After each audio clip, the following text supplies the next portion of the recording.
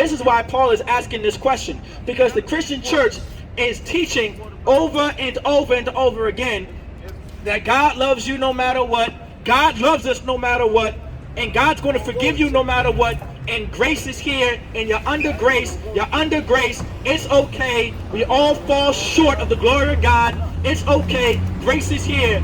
And because of this philosophy, our people continue to be the unalivers that we are. Right. We continue to be the murderers that we are. We continue to be the thieves and the Kia boys that we are. We continue to be a part of lifestyles that the Lord never wanted us to live. Right. We continue in a lifestyle of that LGBTQIA community that the Lord never wanted us to live.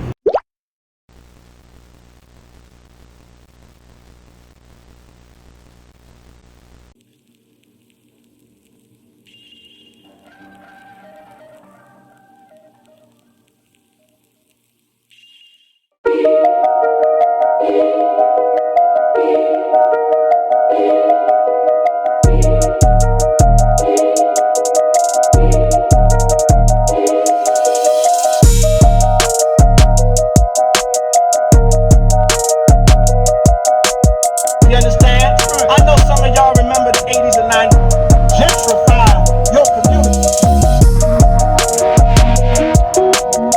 Following the things inside this world by following this rebellion.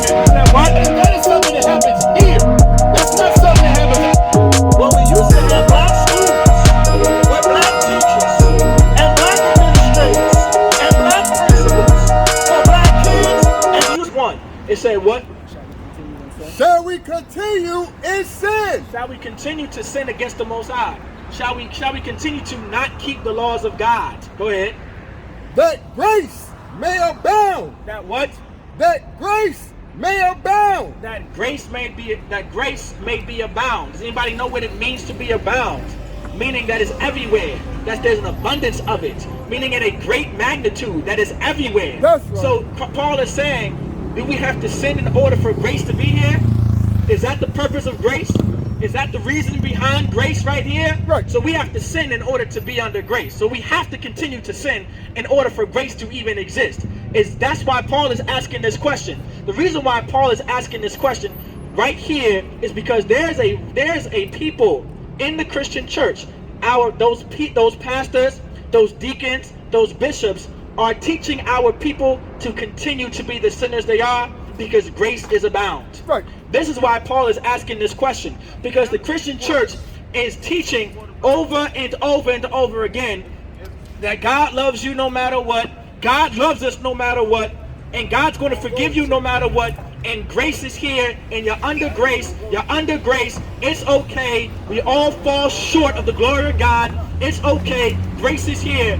And because of this philosophy, our people continue to be the unalivers that we are. Right. We continue to be the murderers that we are. We continue to be the thieves and the Kia boys that we are.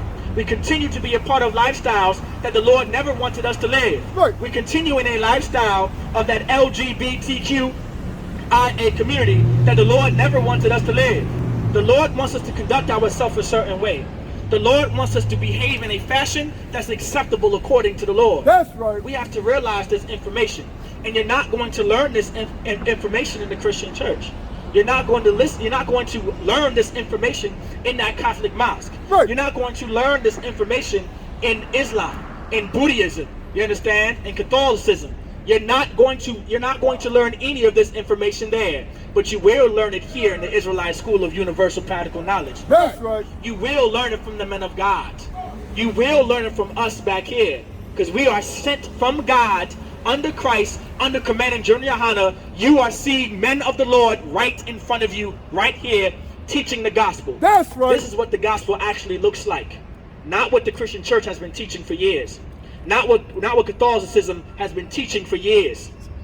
Not what Islam has been teaching for years. Right. Not what Buddhism has been teaching for years. Not from Pan-Africanism has been teaching from years. You're not going to learn any of those things there. But you will learn it here. I said what? That grace may abound. Go ahead. God forbid. I said what? God forbid. God forbid meaning no. Meaning hell no. Damn that. It said God forbid. We don't have to continue to be the sinners that we are. We don't have to continue in sin just because we are under grace. This is what the Lord wants us to realize. We don't have to continue in sin. We don't have to be unalivers. That's right. We don't have to be the Bloods and Crips that America conditioned us to be. We don't have to be the pedophiles that America conditioned us to be. Right. You want to know why our people have adopted the culture of molesting children? It's because of America. Right. It's because of our oppressor. It's because of the Christian church. It's because of the Catholic Mass, the mosque. This is the reason why we are who we are. Right. You understand? It said what? God forbid. We don't have to be the sinners that we are. How many of us knew that having a marriage, having sex outside of your race of people is considered a sin? That's right. How many of us knew this information, that if you were a black man, Hispanic or Native American man, and you got you a woman from our oppressor, from another nation or race of people, that is a sin against the Most High. Right. How many of us knew this information? This is crucial information for our people to understand, because this is what's destroying our communities. Right. This is why our school systems are destroyed. This is why we're being murdered at traffic stops. This is why we are in poverty. This is why our homes are destroyed. Right. This is why our children are not getting the proper education that we're getting. Right. Because we decide to marry our oppressor, to marry white women, to marry African women, to marry Chinese women, and to marry other nations and races of people that God said for us to not to.